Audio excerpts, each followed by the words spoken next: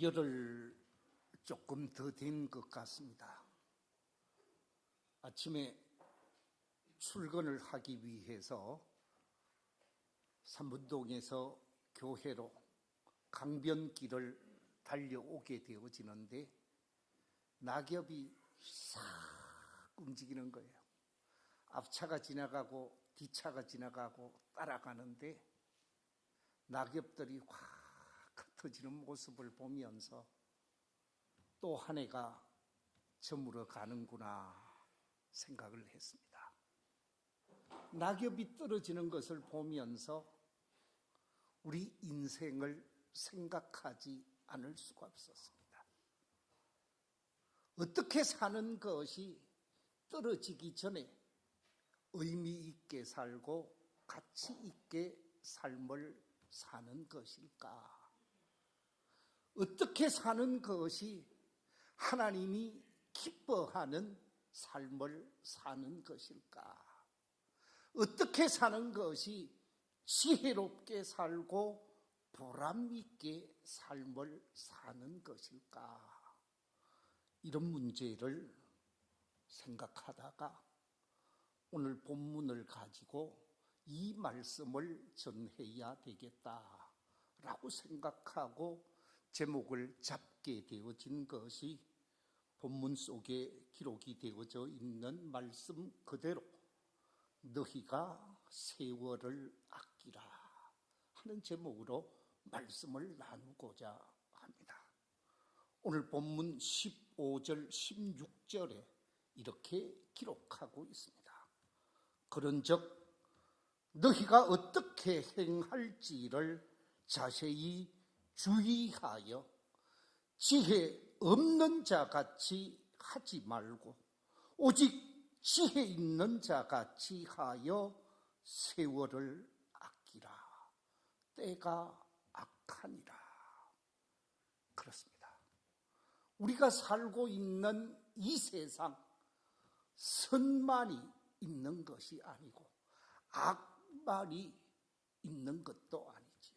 선악이 공존하고 있는 이 세상 속에서 정말 지혜롭게 살고 하나님이 기뻐하는 삶을 사는 길은 세월을 아끼며 지혜롭게 삶을 살아야 하는데 어떻게 사는 것이 지혜롭게 삶을 사는 것일까?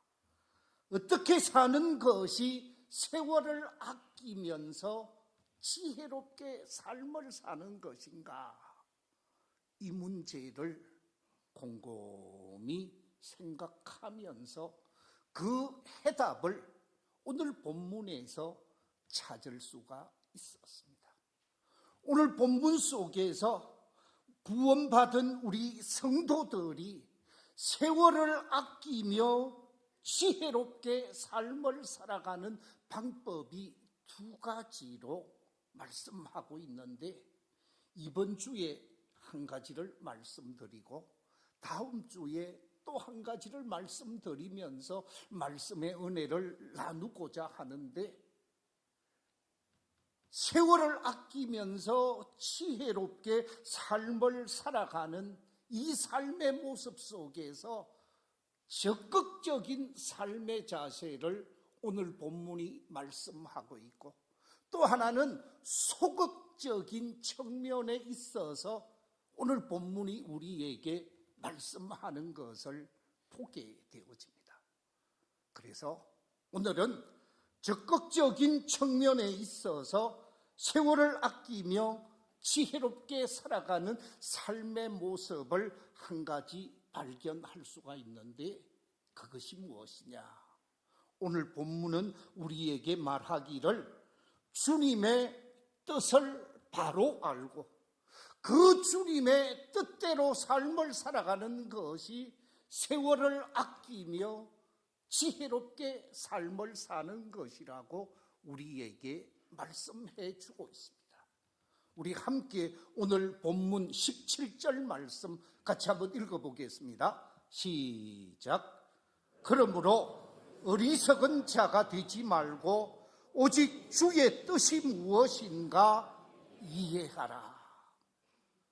지혜롭게 삶을 살아가는 그 삶의 모습, 세월을 아끼며 삶을 사는 모습은 주의 뜻이 무엇인가를 알고 실천하며 삶을 살아야 한다는 말씀입니다.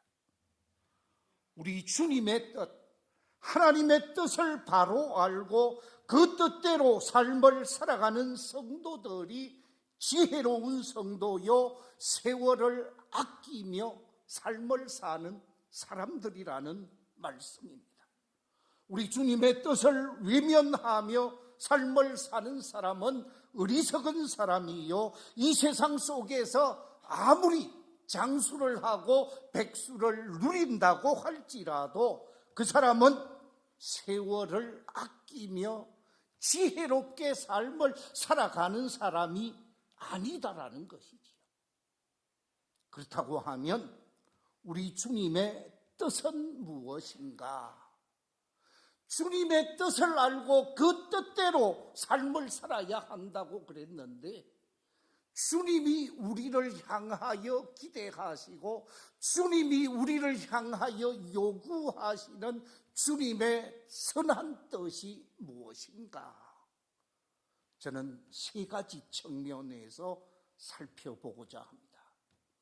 주님의 첫 번째 우리를 향하여 원하시는 뜻이 있습니다. 그 뜻은 다름이 아니라 믿음의 사람으로서 구원을 얻고 영생을 얻으며 사는 것이 하나님의 뜻이라고 분명히 우리에게 말씀해 주고 있습니다. 우리 함께 요한복음 6장 38절 이하의 말씀을 같이 한번 읽어보겠습니다. 시작. 내가 하늘에서 내려온 것은 내 뜻을 행하려 함이 아니요 나를 보내신 이의 뜻을 행하려 함이니라. 나를 보내신 이의 뜻은 내게 주신 자 중에 내가 하나도 잃어버리지 아니하고 마지막 날에 다시 살리는 이것이니라. 내 아버지의 뜻은 아들을 보고 믿는 자마다 영생을 얻는 이것이니 마지막 날에 내가 이를 다시 살리리라 하시니라. 예수님께서 이 땅에 오신 것은 하나님의 뜻을 이루고자 함이라고.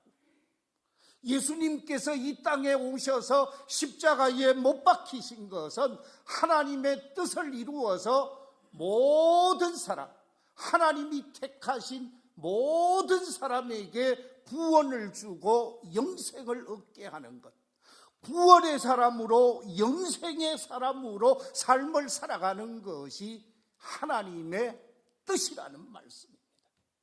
그러므로 적극적인 측면에 있어서 하나님의 뜻을 이루는 삶이라는 것은 우리가 구원의 사람으로 살고 영생의 사람으로 살고 하나님의 참 믿음의 사람으로서 구원받은 구원자의 삶을 사는 것이 하나님의 뜻을 이루며 삶을 사는 것입니다. 요한복음 3장 16절에 보면 이렇게 말씀하고 있습니다. 하나님이 세상을 이처럼 사랑하사 독생자를 주셨으니 이는 그를 믿는 자마다 멸망하지 않고 영생을 얻게 하려 하심이라. 그렇습니다.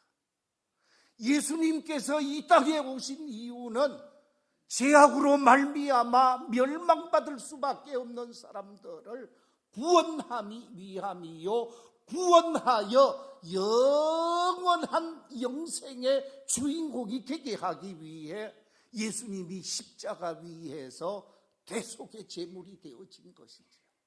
그 하나님의 뜻을 알고 그 뜻대로 구원의 삶을 살고 믿음으로 하나님이 기뻐하는 삶을 사는 사람이 진정 복 있는 사람이요 지혜롭게 인생을 사는 사람이요 이 세상 속에서 가치 있는 인생을 사는 사람이라는 거예요.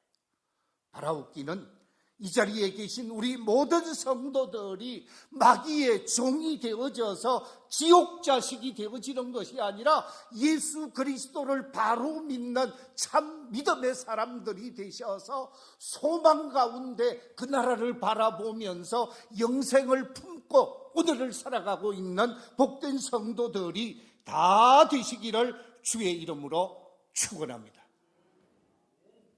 두 번째, 하나님의 뜻이 무엇일까요?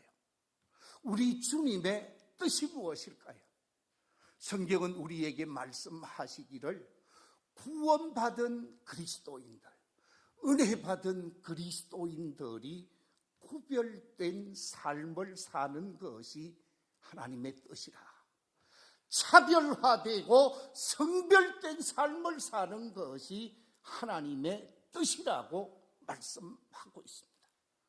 데살로니가 전서 4장 1절 이하 3절에 이렇게 기록하고 있습니다. 그러므로 형제들아, 우리가 끝으로 주 예수 안에서 너희에게 구하고 번면하노니 너희가 마땅히 어떻게 행하며 하나님을 기쁘시게 할 수 있는지를 우리에게 배웠으니 곧 너희가 행하는 바라 더욱 많이 힘써라. 우리가 주 예수로 말미암아 너희에게 무슨 명령으로 준 것을 너희가 아느니라. 하나님의 뜻은 이것이니 너희가 뭐하라고요? 거룩함이라. 구원받은 하나님의 백성들이 거룩함으로 삶을 사는 것이 하나님의 뜻이요, 이 뜻을 행하는 것이 지혜롭게 사는 것이요, 세월을 아끼며 삶을 사는 것이라는 말씀입니다. 그렇습니다. 우리가 이 땅의 삶을 살면서 다른 세상 사람들, 다른 세상의 많은 사람들과 차별화되어져야 한다는 거죠. 이 차별화되어지는 삶은 거룩함이라는 것입니다.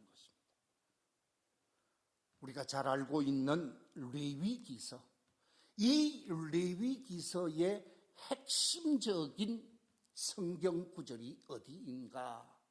레위기 11장의 말씀입니다. 우리 11장 45절 말씀 같이 한번 읽어보면 좋겠습니다. 시작.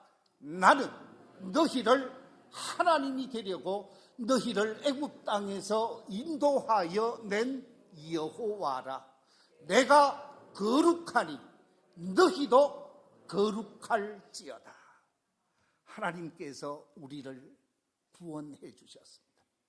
이스라엘 백성들이 430년 동안 애굽에서 종살이하고 있는 그들을 구출해 내셔서 선민으로 가나안으로 인도하게 되어지는데, 하나님께서 모세를 통하여 레위기서를 주시면서 하신 말씀이 애굽 사람들과 다른 삶을 살아라. 가나안에 있는 7 족속, 가나안에 살고 있는 그들과 차별화된 삶을 살아라. 그러면서 너희들이 살아야 하는 삶은 거룩한 삶이라, 구별된 삶이라는 거예요. 그렇습니다.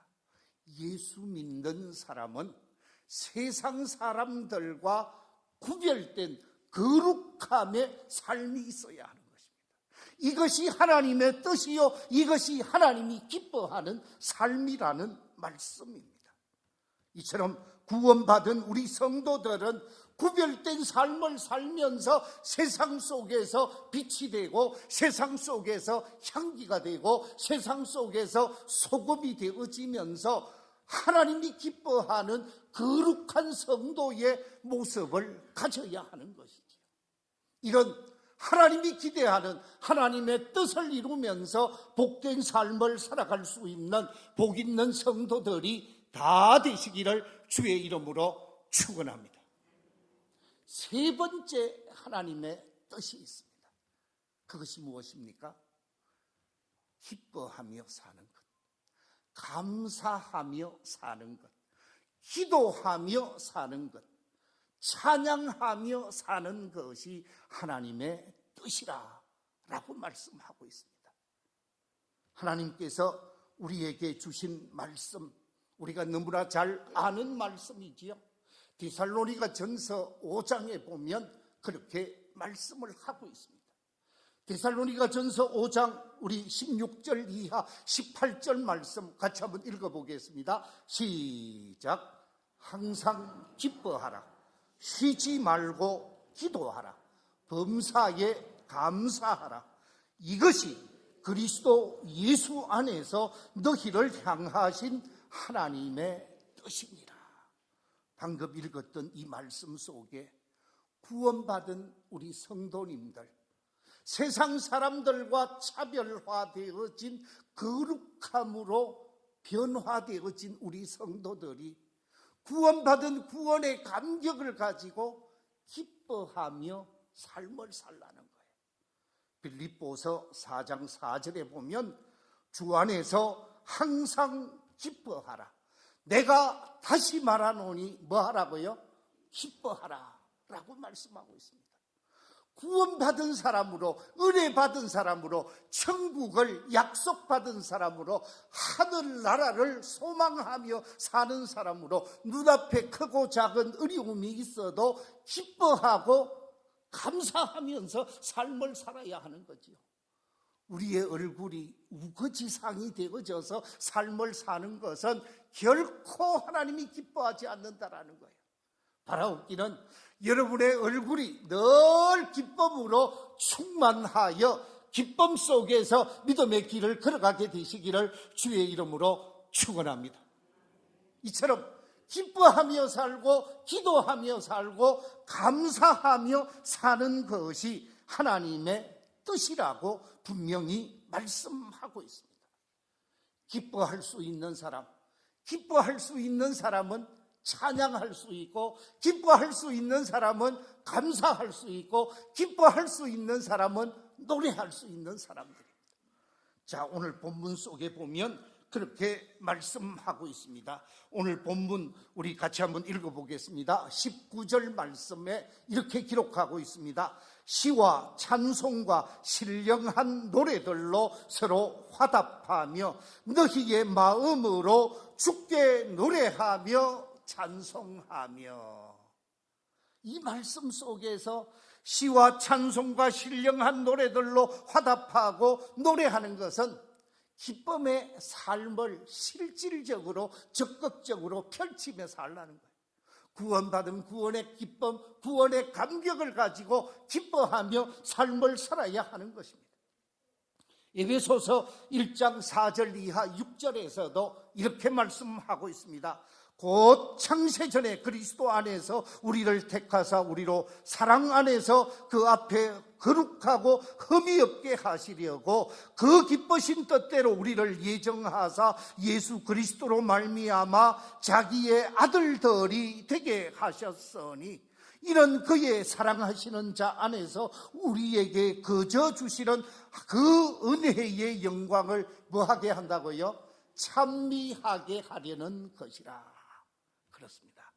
우리가 기뻐하며 하나님께 영광을 돌리는, 감사함으로 기뻐하며 삶을 사는 것이 진정 복된 삶의 모습이지. 사무엘상 16장 23절에 보면 다윗이 행한 행동을 이렇게 기록하고 있습니다.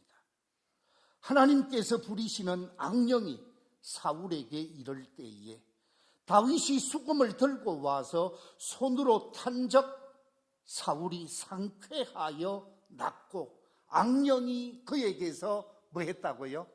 떠나갔다 그랬습니다. 자, 여러분 한번 생각해 보십시오. 귀신에 사로잡혀 있습니다. 마귀에게 사로잡혀 있습니다. 어두움의 영에게 사로잡혀 있을 때 다윗은 하나님 앞에 받은 은혜와 기쁨을 가지고 하나님의 영으로 충만한 다윗은 수금을 가지고 악기를 가지고 비파를 가지고 각양의 악기를 가지고 찬양하되 자신이 잘할 수 있는 수금을 들고 하나님께 찬양하기 시작합니다. 어제 우리 교회 집사님 가운데 장세권 집사님이 가입해서 활동하고 있는 아리나 색스폰 연주회의에 참여했습니다. 1시간 반 동안 하는데 순간적으로 시간을 지나가더라고요. 전혀 지루하지 않고 1시간 반 동안 그 연주회를 하는데 얼마나 재미가 있던지 다음에 가면 또 가야 되겠다 하는 생각이 들더라고요. 저는 우리 밀양 아리랑이라는 노래를 가지고 그렇게 경쾌하게 트럼펫을 부르는데 멋지게 하는 것 제가 잘 못 봤어요. 참 무슨 얘기냐? 세상 사람도 노래하고 기뻐하면서 인생을 살고자 하는데 예수 믿는 사람들, 하나님께 찬양하고 하나님께 기쁨을 드리면서 기뻐하며 행복한 인생을 살아가는 것이 하나님의 뜻이라는 거예요. 그래서 내 가정 속에서, 교회 속에서, 세상 속에서 예수 믿는 사람들은 늘 얼굴에 뭐가 떠나지 않아야 된다고요? 웃음이 떠나지 않아야 돼요.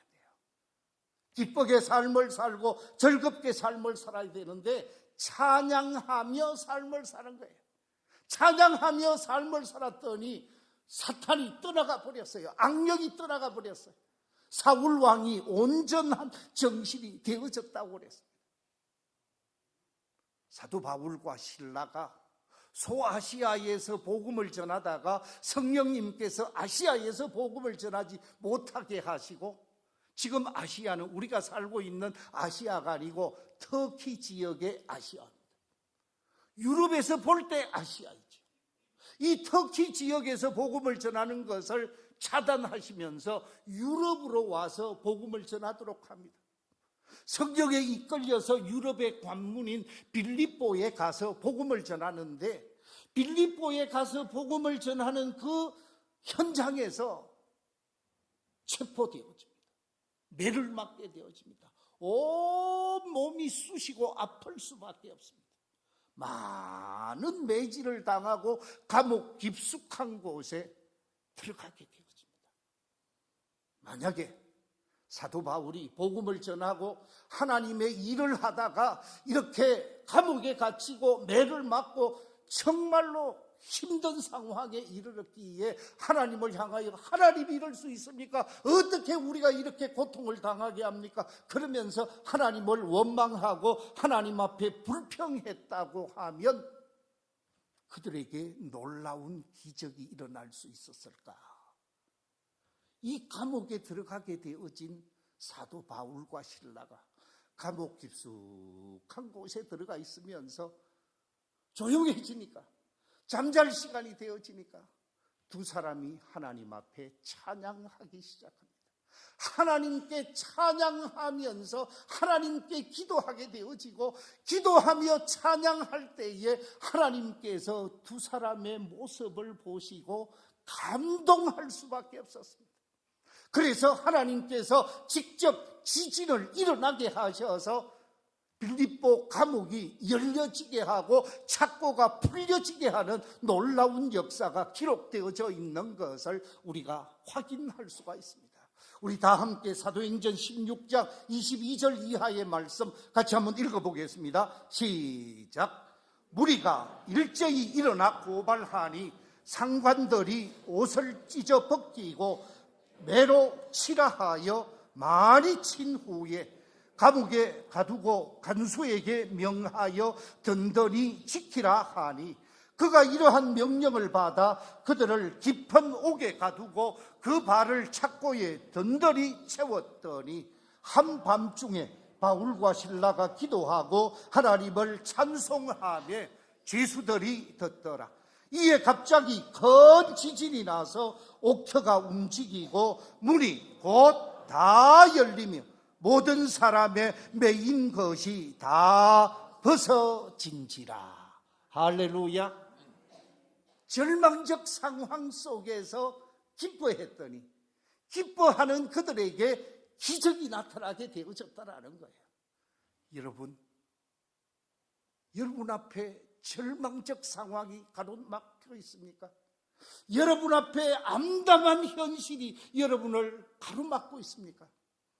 그 시간에 기도할 시간이고, 그 시간에 찬양할 시간이고, 그 시간에 하나님께 영광을 돌릴 시간이에요. 그때 하나님은 여러분에게 놀라운 기적으로, 놀라운 역사로, 놀라우신 도우심으로 역사하게 될 줄로 믿습니다. 그러므로 범사에 절망하고 원망하고 탄식하고 불평하는 사람이 아니라 기쁨으로 복 있는 삶을 펼쳐가는 복된 성도들이 다 되시기를 주의 이름으로 축원합니다. 또 한 가지 하나님의 뜻이 있습니다. 그게 뭡니까? 감사하며 사는 것이라고 말하고 있습니다. 감사하며 살 때 성도들에게 놀라운 은혜가 임하게 되어질 것을 말씀하고 있습니다. 오늘 본문 20절에 이렇게 기록하고 있습니다. 같이 한번 읽어보겠습니다. 시작. 범사에 우리 주 예수 그리스도의 이름으로 항상 아버지 하나님께 뭐하며? 감사하며. 그렇습니다. 하나님의 뜻이 뭐라고요? 제가 두 가지를 이미 첫째는 믿음의 사람으로 거룩하게 사는 것이라고 그랬어요. 또 하나는 믿음의 사람으로 기뻐하며 사는 것이라고 그랬어요. 또 하나는 믿음의 사람으로 감사하며 사는 것이라. 지난 주일 우리 교회가 추수감사주일을 지켰습니다. 온 성도들이 함께 감사로 화답했습니다. 감사로 화답하는 그 공동체가 잘 될 수 있는 거죠. 감사하는 사람은 감사할 일이 더 많아질 수밖에 없는 것입니다. 시편 69편 30절 31절에 보면 이렇게 말씀하고 있습니다. 내가 노래로 하나님의 이름을 찬송하며 감사함으로 하나님을 위대하시다 하리니 이것이 곧 뿔과 굽이 있는 황소를 드림보다 여호와를 더욱 뭐하게 하는 것이라고요? 기쁘시게 함이 될 것이라. 하나님 앞에 황소를 드리고 하나님 앞에 짐승을 바쳐서 제사 드리는 것보다 정말 하나님 앞에 감사하는 아름다운 마음을 귀하게 여기신다라는 거예요. 그렇습니다. 하나님께서는 구원받은 것을 감사하고 하나님의 자녀된 것을 감사하고 소망 중에 오늘을 살아가게 되어진 것에 관해서 감사하는 사람으로 하나님 앞에 삶을 살아가기를 기대하고 있습니다. 미국의 35대 대통령을 역임하신 분이 존 F 케네디 대통령이십니다.